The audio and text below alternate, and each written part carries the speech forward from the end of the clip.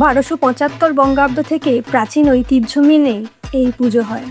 রথের দিন কাঠামো পুজোর পর থেকে এই পুজো বাড়িতে শুরু হয়ে যায় সাজো রথ। কথিত আছে প্রায় 200 বছর আগে স্নান করতে গিয়ে জনৈক এক ব্যক্তি মালদার বাবুতলা নিমতলা ঘাটে একটি পাথর কুড়িয়ে পান এবং সেটি নিমতলায় রেখে যান। স্থানীয় মানুষ সেটিকে পুজো করতে শুরু করে। আবার কোনো এক সময় কেউ একজন সেই পাথরটিকে টিয়াকাঠি বলে একটি গর্তে ফেলে দেয়। গিরিজানন্দন নামে এক সহৃদয় ব্যক্তি গর্ত থেকে পাথরটিকে তুলে নিয়ে এসে পুজো শুরু করেন।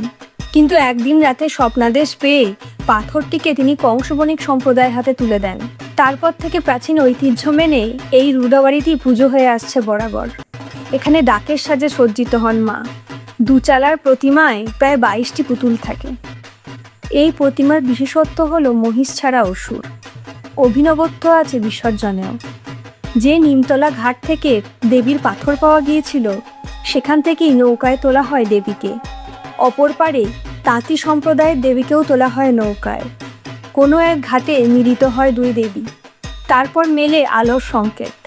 এভাবেই নৌকা বাইচের মাধ্যমে দুটি প্রতিমারই বিসর্জন দেওয়া হয়। বলতে পারবেন কোথায় হয় এই দুর্গা?